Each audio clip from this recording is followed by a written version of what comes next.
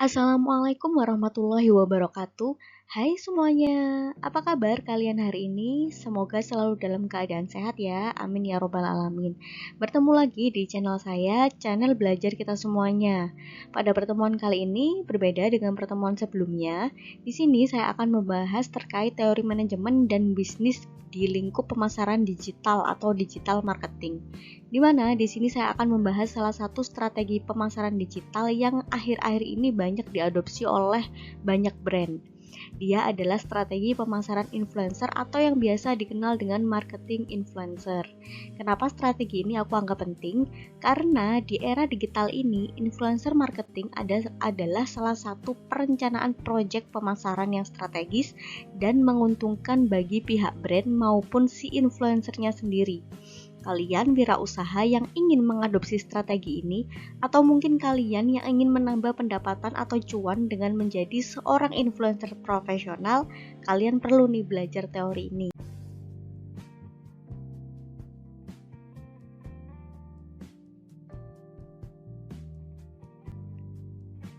Nah, sumber pembahasan ini saya ambil dari buku saya pribadi yang berjudul Marketing Influencer tahun 2023, di mana di dalam buku ini terbagi menjadi beberapa bab penting terkait pembahasan marketing influencer.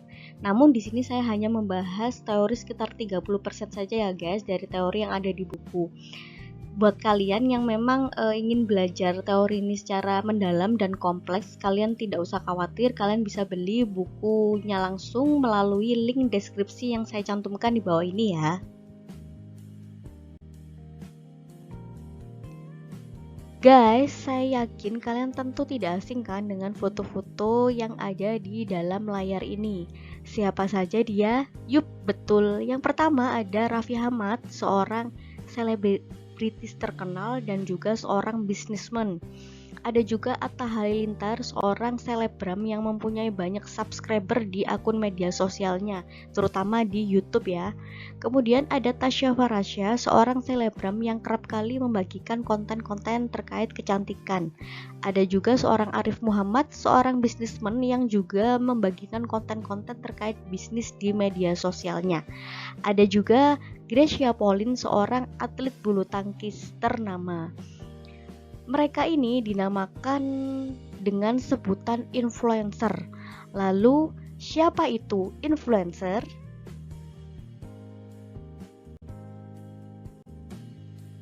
Influencer berasal dari kata influence dalam bahasa Inggris berarti pengaruh.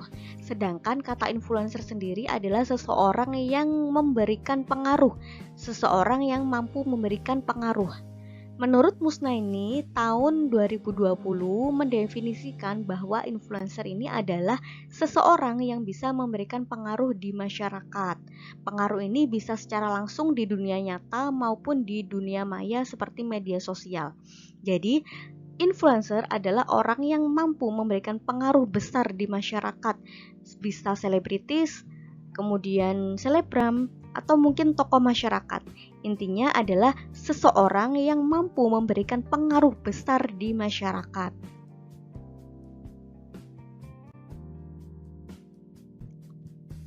Menjadi seorang influencer itu tidak cukup dengan mempunyai banyak penggemar di dunia nyata maupun banyak follower atau pengikut di dunia maya guys. Tapi seorang influencer yang profesional itu dia harus mempunyai kekuatan tersendiri.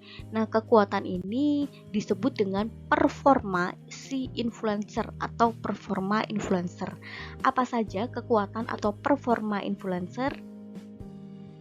Menurut jurnal Ataya tahun 2021 ada beberapa jenis performa influencer. Di sini saya ambil beberapa ya. Yang pertama ada expertise, trustworthiness, sponsorship disclosure, dan hubungan parasosial.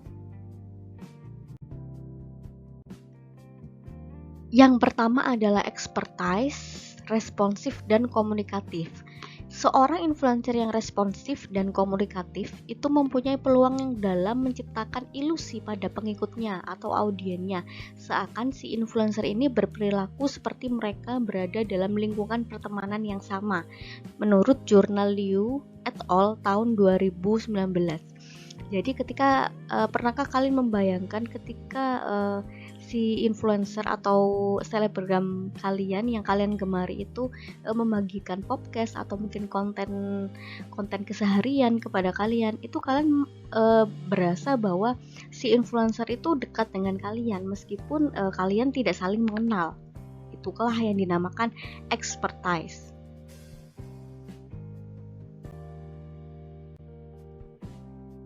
Yang kedua ada trustworthiness, adalah kepercayaan yang diberikan pemirsa, pemerhati, ataupun audien terhadap sumber, mengukur sejauh mana mereka memandang si influencer ini terkait nilai kejujuran, kebenaran, dan ketulusan.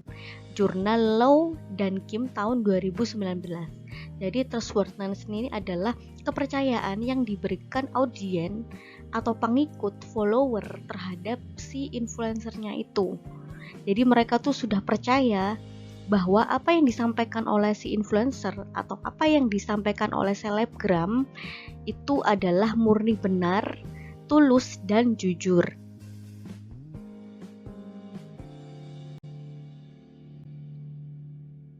Ketiga ada sponsorship disclosure.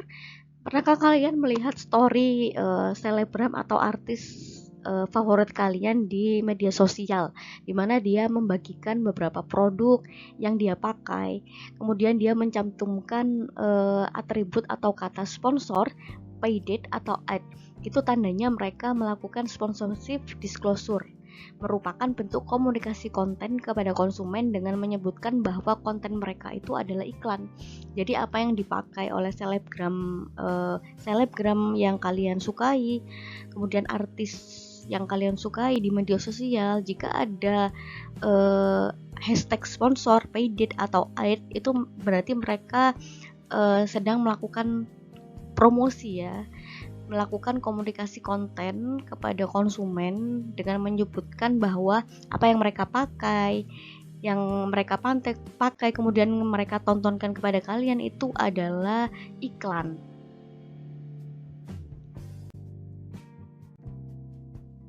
Kalian tentu sering melihat podcast atau mungkin daily vlog dari si influencer, baik itu daily vlog terkait memasak, kemudian berolahraga, bisa juga mukbang. Nah, itu mereka sedang membangun hubungan parasosial. Nah, hubungan parasosial ini dapat dibangun dengan sering memposting pembaruan, memberikan pengikut atau audien mengintip kehidupan pribadi si influencer dan secara aktif berinteraksi dengan pengikut. Kalian tentu ya sering melihat konten-konten artis, selebritis dan sebagainya yang membagi daily vlog mereka melalui TikTok maupun YouTube, kemudian berinteraksi melalui komentar dengan audien atau pengikutnya. Itu mereka sedang membangun hubungan parasosial, di mana hubungan parasosial ini menjadi dekat meskipun antara si influencer dengan si pengikut atau audiennya itu tidak saling mengenal.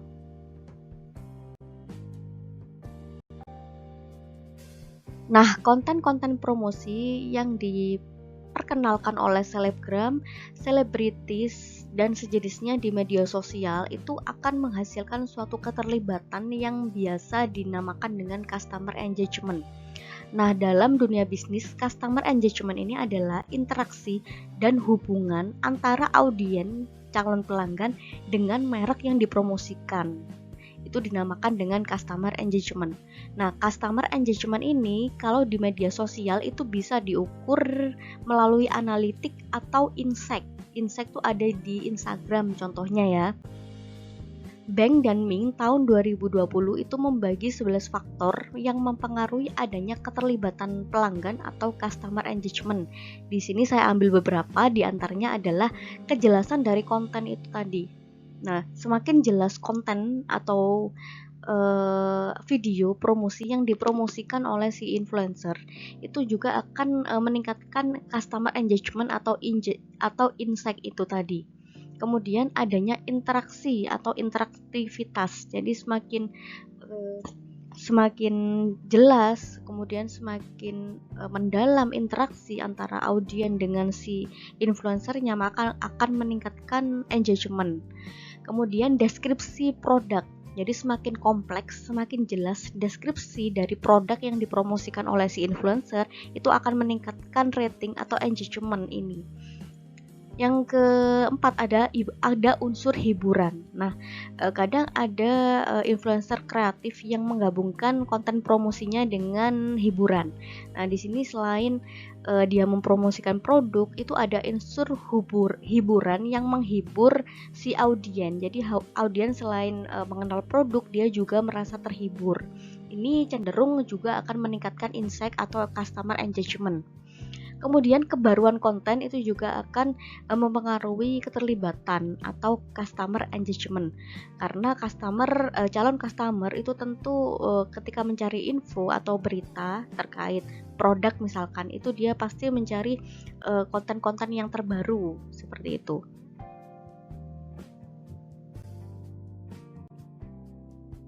Influencer itu terdiri dari beberapa jenis. Menurut Zare et al. Tahun 2020, dia membagi jenis influencer berdasarkan jumlah pengikut atau jumlah follower. Bisa kalian ketahui, contohnya di akunnya Tasya Farasya, itu YouTube-nya bisa mencapai 4,26 juta subscriber. Kemudian selebgram Atta Halilintar itu di Instagramnya sudah mempunyai follower atau pengikut sejumlah 39,1 juta.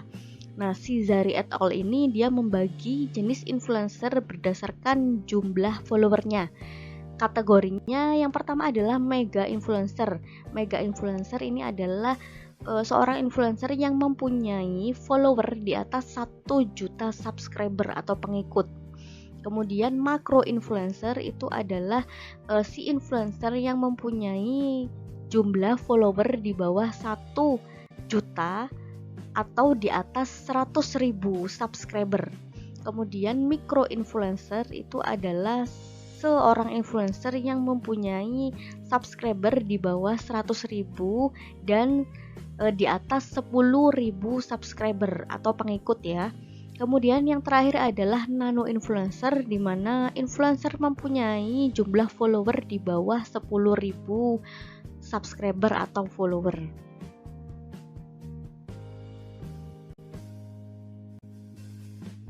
Berbeda dengan Zare yang membagi tipe influencer berdasarkan jumlah audien atau followernya. Gross tahun 2018 membagi tipe influencer menjadi 4 jenis. Yang pertama ada snooper. Snooper ini adalah tipe influencer yang kerap kali membagikan konten dengan motif mengekspresikan diri atau mungkin membagikan pengalaman kepada orang lain atau audiennya. Misalkan kalian sering melihat konten-konten dari selebritis atau selebgram yang kerap kali membagikan konten keseharian mereka. Itu masuk dalam kategori snooper.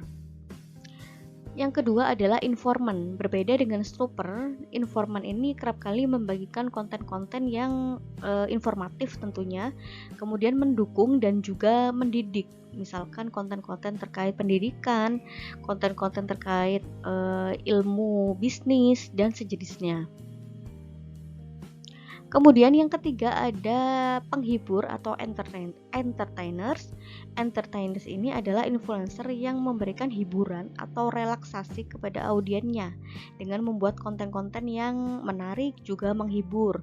Misalkan konten komedi, drama dan sejenisnya. Contohnya si Marcel Widianto ini ya yang ada di dalam layar, itu dia adalah seorang konten kreator yang kerap kali membagikan konten-konten yang menghibur. Yang keempat adalah infotainer. Infotainer ini adalah kombinasi dari informan dan juga entertainer. Jadi selain dia memberikan konten yang mendidik, informatif, dia juga menyelipkan konten-konten komedi misalkan yang tujuannya untuk menghibur audiennya. Jadi selain audiennya mendapatkan informasi, mereka juga merasa terhibur.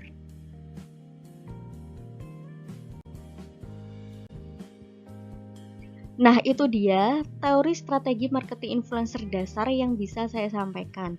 Saya ingatkan lagi buat kalian yang memang perlu dan butuh belajar teori ini secara kompleks maupun mendalam, terutama bagi perusahaan atau brand yang ingin berkolaborasi dengan influencer.